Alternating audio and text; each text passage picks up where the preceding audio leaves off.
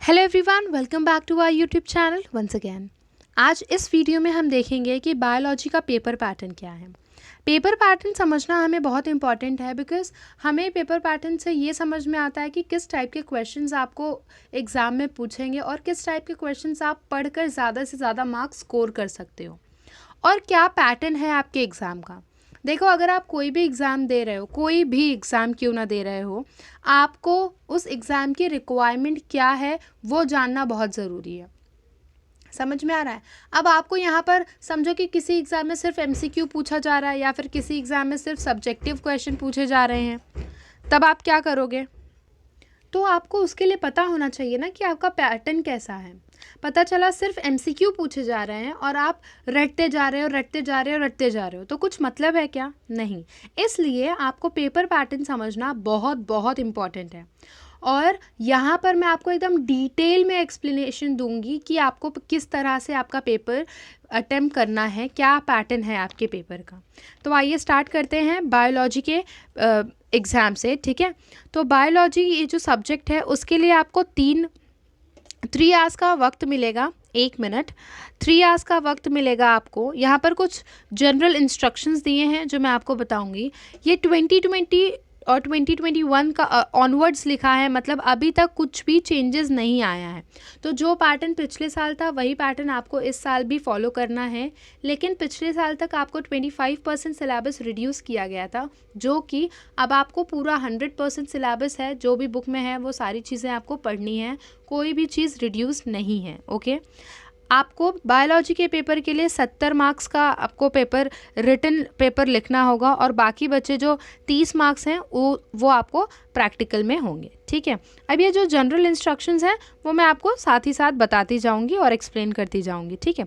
अब आपके पास यहाँ पर आते हैं 4 सेक्शन ए, सेक्शन बी और section D. Okay, wait, yes, okay. Section A में क्या रहता है? एमसीक्यू रहते हैं। सेक्शन ए में क्या होता है? क्वेश्चन नंबर 1 में एमसीक्यू होता है। ओके, हर चीज़ को मैं वीडियो बनाती हूँ तभी क्यों आना होता है मुझे समझ में नहीं आता, पर ठीक है। ओके, क्वेश्चन नंबर 1 जो है, select and right the correct answer. आपको यहाँ पर 10 क्वेश्चन पूछा जाएगा, 10 क्वेश्चन, और वो कौन से टाइप के होंगे? मल्टीपल चॉइस क्वेश्चन, मतलब एमसीक्यू। अब एमसीक्यू तो ठीक है, एमसीक्यू में क्या होगा? 4 ऑप्शन दिया जाएगा, उसमें से आपको एक ऑप्शन कोई भी करेक्ट होगा और वो लिखना होगा। लेकिन एमसीक्यू को लिखने का पैटर्न क्या होगा? मान लो कि आप समझो आप क्या कर रहे हो, फर्स्ट क्वेश्चन अटेम्प्ट कर रहे हो, तो आप ऐसा फर्स्ट डालोगे, क्वेश्चन नंबर 1 का फर्स्ट। ओके, अब मान लो कि यहाँ पर आपके पास कितने ऑप्शन हैं? ए, बी, सी, डी, इस तरह से 4 ऑप्शन हैं। अब अगर समझो कि इसमें से फर्स्ट वाले के लिए ए वाला ऑप्शन करेक्ट है, तो आप आंसर लिखते टाइम क्या करोगे? आप लिखोगे ऑप्शन ए, इस तरह से ए लिखोगे और जो आंसर है वो लिखोगे। समझ में आया? ए लिखो, ऑप्शन का नंबर लिखोगे और जो आंसर है उस ऑप्शन में वो लिखोगे आप। समझ में आई बात? अगर आप ऑप्शन नहीं डालते हो, ऑप्शन का नंबर नहीं डालते हो, आपको वहाँ पर 0 मार्क्स दे दिया जाएगा। दूसरी इंपॉर्टेंट बात एमसीक्यू के लिए, अगर आपने पहला आंसर लिख दिया, मानो कि आपने पहले के लिए लिख दिया ए, लेकिन बाद में आपको लगता है कि नहीं बी वाला आंसर क्या होगा? करेक्ट होगा, तो आप यहाँ पर ऐसे रफ करके बी लिख दिए, नहीं चलेगा, आपको इधर पे फिर मार्क्स नहीं मिलेगा। भले से आपका राइट रहने दो आंसर, तो भी आपको मार्क्स नहीं मिलेगा।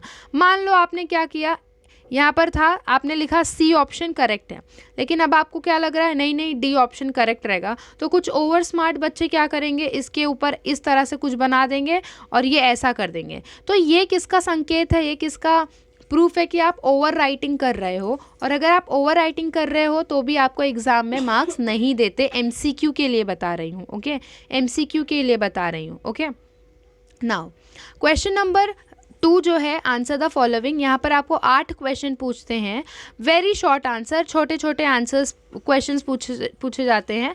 एक क्वेश्चन 1 मार्क्स के लिए होता है। इस तरह से आपको 8 क्वेश्चन पूछे जाएंगे 8 मार्क्स के लिए। इतनी बात समझ में आई?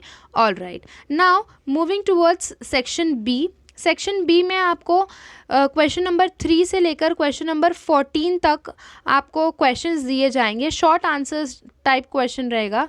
इन क्वेश्चन 3 से क्वेश्चन 14 के बीच में आप कोई भी 8 क्वेश्चन चूज करके लिख सकते हो। देखो अटेम्प्ट एनी 8 दिया है, करेक्ट।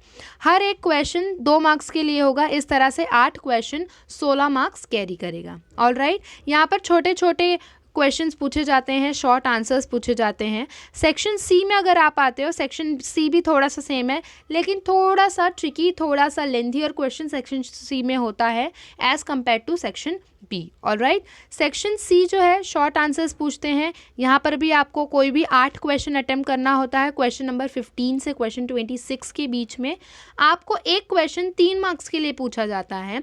तो इस तरह से 8 क्वेश्चन मार्क्स कैरी कितना करेगा, 24 मार्क्स कैरी करेगा। ऑल राइट, यहाँ पर थोड़े अच्छे, थोड़े मोटे, थोड़े पतले क्वेश्चंस पूछे जाते हैं।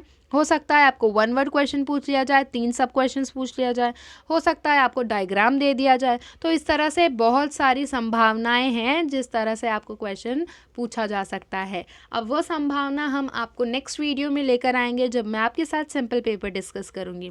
तो अगर सिंपल पेपर की आपको वीडियो चाहिए, आपको जानना है कि किस टाइप के क्वेश्चन आते हैं, कौन से टाइप के क्वेश्चन ज़्यादातर पूछे जाते हैं, एग्जामिनर को कौन सा टाइप का क्वेश्चन ज़्यादा पसंद है, तो उसके लिए आप हमारे वीडियो के नीचे कमेंट्स करके ज़रूर बताएं, जिससे हमें ये पता चलेगा कि हमारे बच्चे सच में उस वीडियो को चाहते हैं। और बेसिकली हम वही वीडियो बनाएंगे जिससे आपके मार्क्स जो हैं वो बूस्ट अप हों और जो आपको रिक्वायर्ड है। ओके, सो प्लीज़ कमेंट करें, ठीक है। Now moving towards last section, that is section D.